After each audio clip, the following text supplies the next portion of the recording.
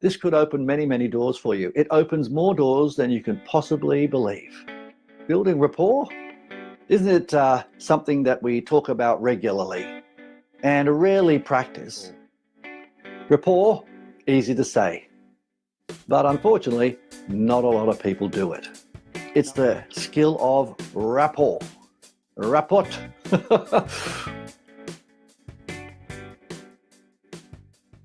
It's a funny little word, and everyone says, oh yes, you have to build rapport, that's really important.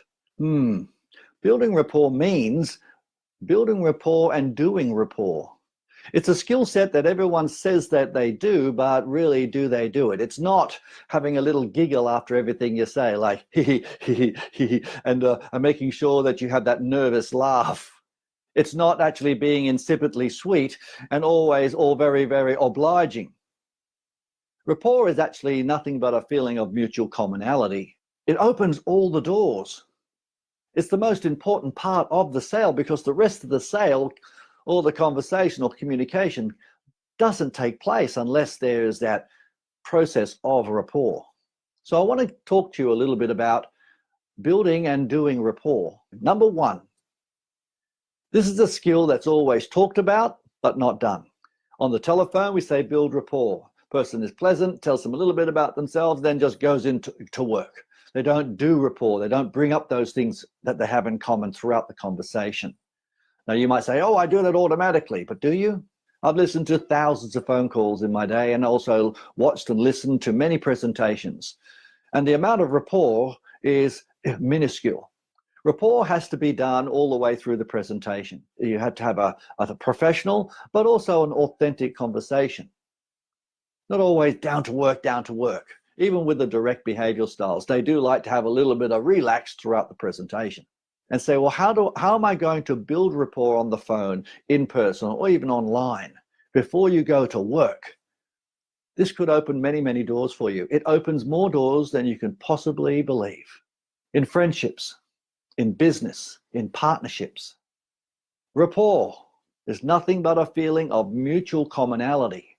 Are you spending the time finding things in common? There is a process that is quite well known now called the process of 9. That means that you don't just ask them lots of questions, you've got to tell them a little bit about you. You can't build rapport unless they know things about you, maybe professionally, but also a little bit of personally, not deep and meaningful stuff, but stuff that they can connect with. The Holy Grail is building rapport, and the way to do that is to have 2 things that you have in common.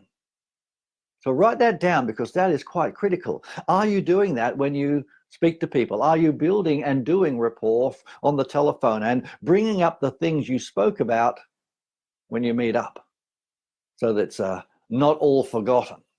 Write it down, because those things are equally as important as the things that you're going to talk about in business.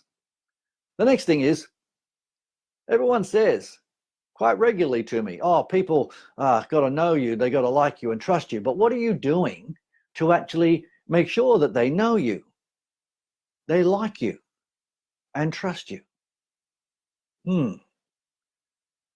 Is there something in your presentation that allows you to do that? Have you practiced it?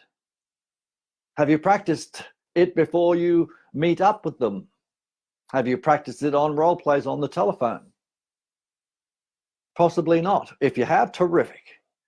But if you haven't, I strongly recommend that you, after this little video, you have a bit of a practice with it, with someone in your team members, or with one of your family members or friends.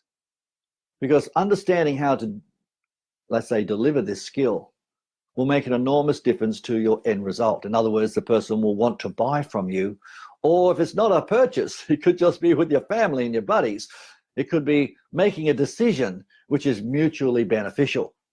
Closing is nothing but a decision, whether it's a transaction of money or a decision to move forward. Let's go into the movies or the footy or borrowing the car. You get the message, I'm sure. Here are some ideas to make sure that you put into practice to make sure you build enough rapport. Number 1, relax. Guys, selling or getting someone to make a decision is not about high intensity all the time. Relax. Be authentic. If you know what your product and you know it can help, be authentic and make sure that the person feels relaxed too. If you're a little bit edgy, they're going to feel edgy too. Authenticity is critical. And in one of the other videos, I talked about that sales twang where we're always talking up and we're always trying to be almost pleading with the person to get the message. Remember, the downward tone gives an authority and also a confidence. The next thing is your proximity. Isn't that interesting that people say that they understand this, but when I watch presentations, they're doing them toe to toe, they're across the table, they're not even in that rapport zone where they could actually touch that person. I'm not suggesting you touch them, but that's usually to the hand. You see my hand over there? Maybe. That's called the intimate zone, where you can get in there, in and out. Remember, you can't get there unless you have permission, and you usually use a reflector. So in and out of that intimate zone for about 2 or 3 minutes, and the person will like you and trust you. Make sure you smell nice, though. Olfactory factor problems break rapport really quickly. The next thing I want to make sure that we're really comfortable with and into building rapport is the one thing that I've actually found is critical. Is when you get the person's name, use it just once or twice. Don't overuse it. Use their name sparingly. Nothing is worse than someone saying your name over and over again because they said use your name. Match the person's tone. If they're speaking really quickly, then make sure you're a little bit quickly. If it's a somber tone, make sure that you have a somber tone too, but a little bit more enthusiastic. Don't sound boring, but don't be over enthusiastic. So match the speed of their voice and match their tone. Now, you might say, oh, this is pretty easy. Of course it is. Easy to do, easy not to do.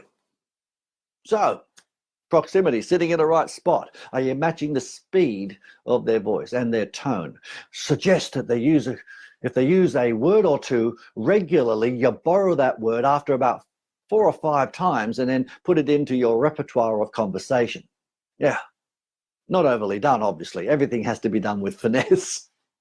All right, another way of building and doing rapport is getting a couple of yeses. Oh, you found the place okay? Yes. Well, I'm Steve. What's your name? Is Bob. Bob, is it? Yes. So you're looking forward to getting involved in this. Is that right? Yes. You want to now, yeses are important because that creates yes momentum, but also an agreement. It could be a no. So you don't want to be staying here for too much longer. No. Well, the sooner we move you out, the better, won't we? Yes. Yes momentum or agreement momentum is quite critical in the early stages, and this builds rapport. In other words, like attracts like when it comes down to making a decision. Relax and be authentic. Most importantly, make sure you're sitting in the right spots next to the person in those zones, the rapport zone, never across. Okay, next thing is making sure you match their speed of their voice and their tone. Tell them your name and use it sparingly. Getting those yeses or agreements along the way, and listen for those words that they use regularly and borrow them. You can always give them back. One of the best ways to build rapport so you're not just a chatterbox is using the process called ALF. Ask, listen to what they've said, and then formulate your conversation. Ask, listen, formulate. In other words, don't be a motor mouth. Lucky last, reciprocity. Oh yes, reciprocity is giving or doing something for somebody without expecting anything in return. We suggest if you're going to meet somebody or they're going to come to meet you, you might put a little bit of an action plan together or a success plan, or have something for them that they would value, and they will say, wow, thanks for going the extra mile for me. And remember, always make sure that if they don't buy on the day, get permission to follow them up or give them a courtesy call. Rapport, easy to say, but unfortunately, not a lot of people do it. Okay, Dr. J, signing off for now. See you later. Bye for now.